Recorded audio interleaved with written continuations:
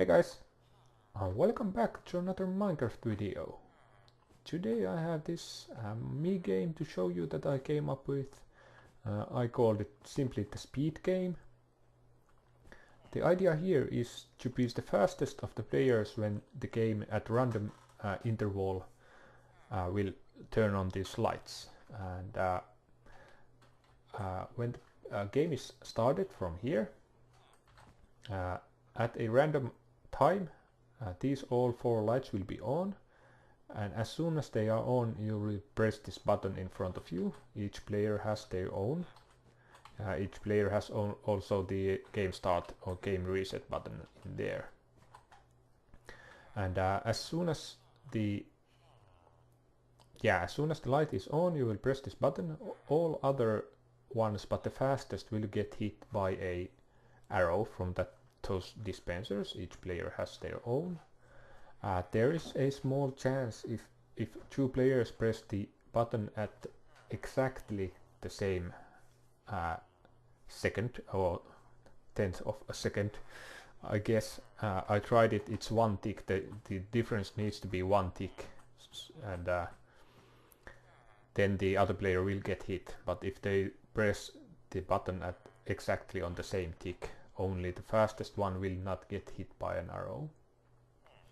So what you will do when you start the game is take a bite of this rotten flesh, or you take rotten flesh and eat it, so that your hunger bar here depletes, so you don't regenerate your health. That's an important step.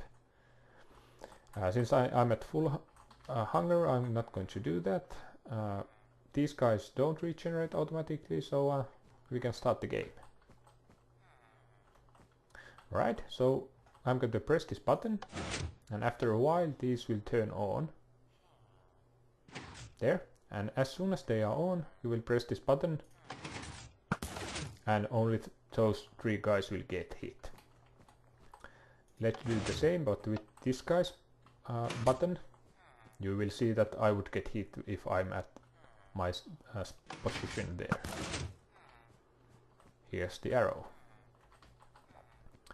Okay, so only the fastest one doesn't get hit.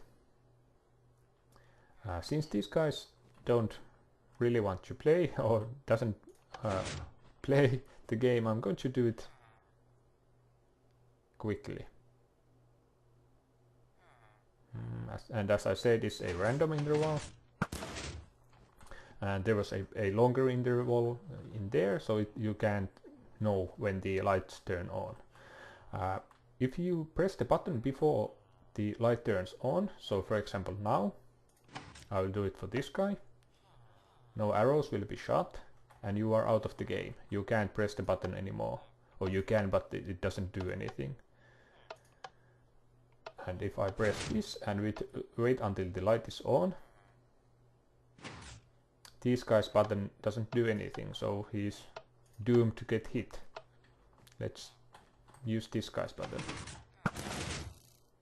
Like that. And now this fellow's button works. If we do it from here again.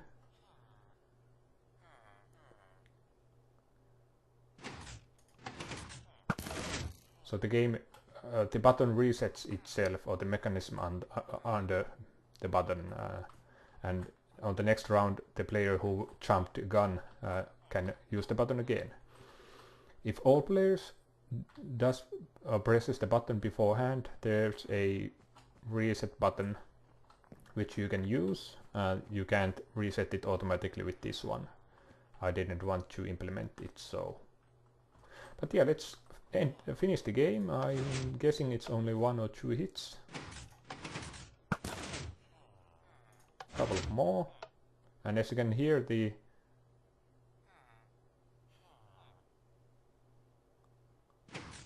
piston noise comes exactly at the same time as the light comes on in there. That guy lost, and I'm guessing that that guy will die now, and that guy is going to take a couple of hits. But yeah, you get the idea here. There we go. Okay, so I won. Yay! Yay! Alright, so now you could download the game from the link beneath and start playing with your friends. Of course you would remove these guys, or I'm going to remove those from the downloadable world, like so, and now it's playable. You need at some point to add some arrows into these dispensers, but they are quite full now. But if you are interested in how this works, stay tuned. Alright, so you decided you wanted to see how this thing works, so here it is without the shell.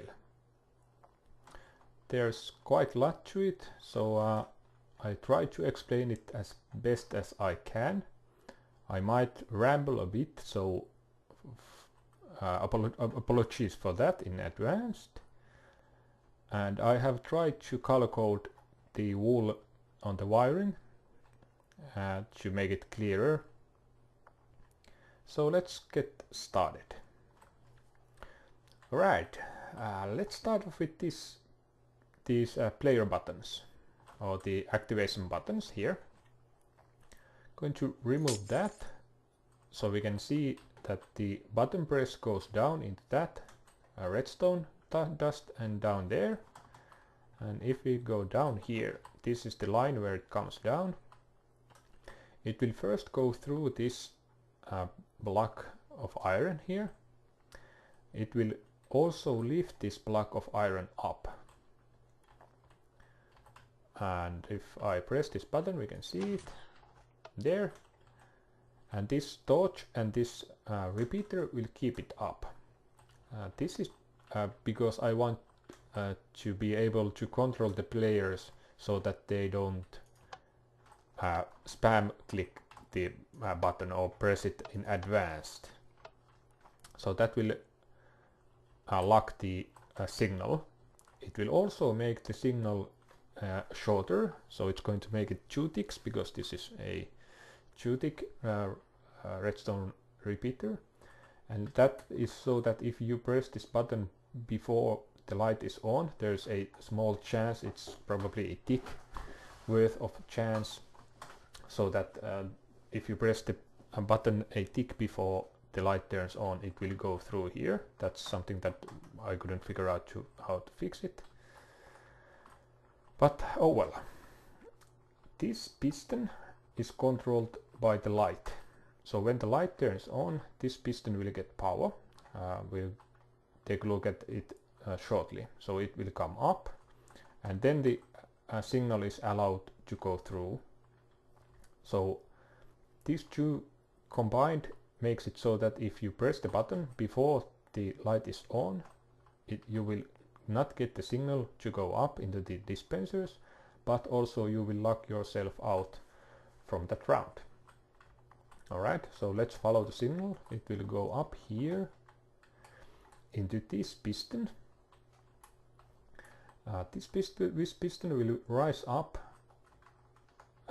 2 ticks after the button is pressed here, and it will lift up this block of iron, and this torch and this repeater will lock it up.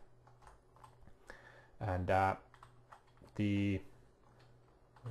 here it will also go in here, the signal, and let's go up here. It will go into this repeater, which is set to 1 tick, and it will go onto this line of redstone, goes under here, and also into this block. This line will go into each player's block, which they can control from the button here. So the idea here is that when the player presses the button here, the signal will go bring his piston up, so that the other player's signal from there doesn't make it through into the dispenser here. So if I press a button here, and after a maybe let's say 1 tick, that player presses the button, his signal won't make it up here or through this block, because my signal has already lifted it up, if that makes any sense. But this thing makes it so that you don't get hit when you press the button, and each player has their own there, and here for the green guy. Okay, and this signal will go up into that torch, into this torch, and then into this dispenser, which is filled with arrows. Okay, so that's the player action. Each player has their own color-coded wool, as long as it's possible. So this is the structure, so it's not color-coded correctly. Alright, let's follow this line here. So when the player presses the button, this line is the one that gets powered. The signal will also go, each player, no matter which player will press the button, it will go down to this dispenser, repeater, and then down this yellow coded line. This will go, the signal will go after 4 ticks in each of these locking mechanisms, which we took a look previously. So when you press that button, this will come up, and this signal will turn that torch off, so that piston will go down.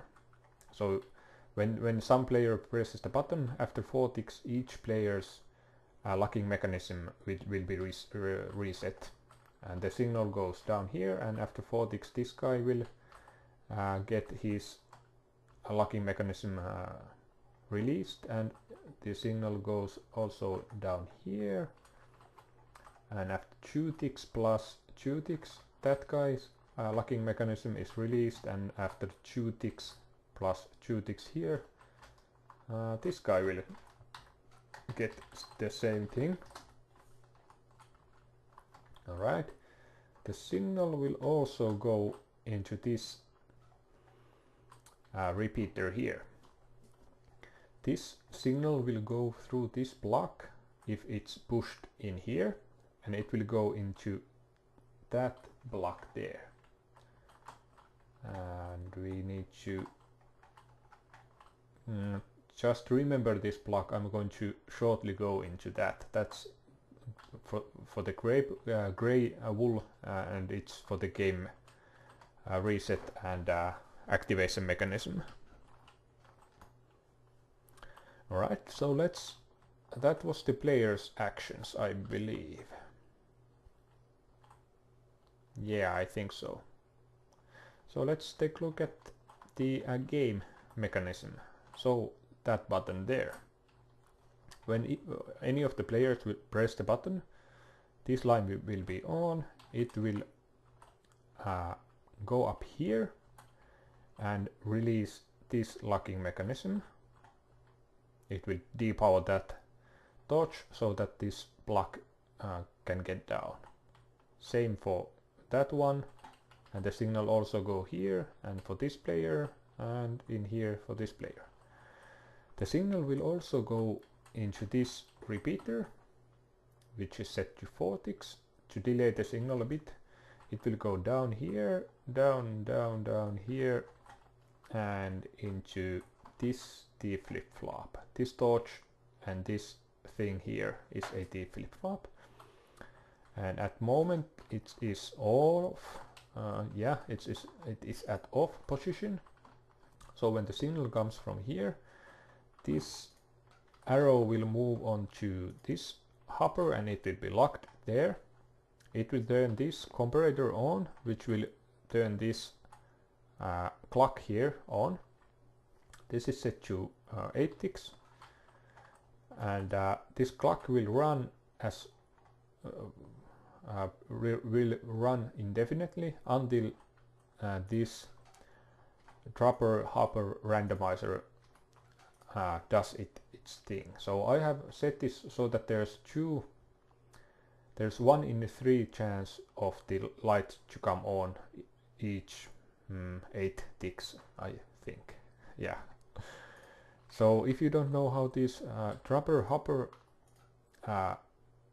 randomizers work, if you place an item into hopper or any other compartment, the comparator will send a shorter signal if the item is stackable compared to a one that is not stackable. So one item, for example one arrow, will only give out one redstone length of signal.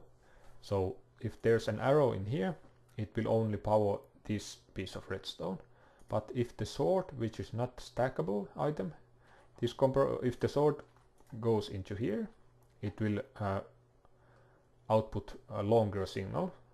I'm using only 2 because that's all we need. So if the diamond sword is placed into this hopper, both of these will be on and the signal can go through. But if it's the arrow or the redstone, the signal only reaches there and it will not power this repeater here. And the dropper works so that when you give it a signal, it will randomly place or select the item here and place it in this hopper. So that's the hopper dropper randomizer. When the sword is selected, the signal will go to here. It will power that block, which will power this line here, and it will go into this block. And if you remember, this is the T flip-flop which controls this clock. So when that randomizer selects the diamond sword, it will turn off this clock so that it will not randomize anymore. The signal will also come up here into this piece of redstone, which will go into this T flip-flop here, and that will turn off or on this comparator and these torches, which will control those lamps up there. And what else? Yeah, now we get to this point.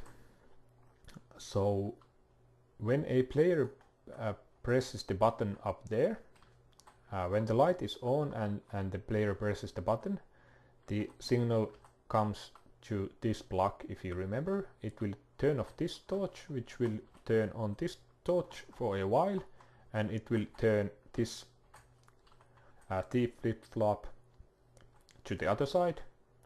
And basically this will do it that when the player presses the button up there, it will turn off the lights in there. And then this guy here. So when the, let's see which one is it on or off now? They are off. So if we go in here, yeah, this guy. So if the lamps are off, this redstone powder will be on, which will turn off this torch, which will retract this piston, and it will not allow this signal to go through into that block there. And this is because if we need to reset the game so that if each player has jumped the gun or press the button beforehand, there's no way to reset it if we don't have that piston there. And basically the place to reset the game is in this line. So if we let's do it like this. Let's press this button so we can see that is now on. If each of the players has done this, if you remember, the player, when a player presses the button, these will be reset.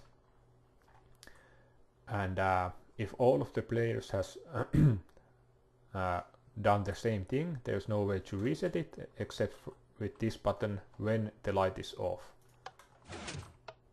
There. So that's why we need this guy here. The signal will only go through to there and turn on or switch the lamps when this block is in here and when the lamps are on, basically.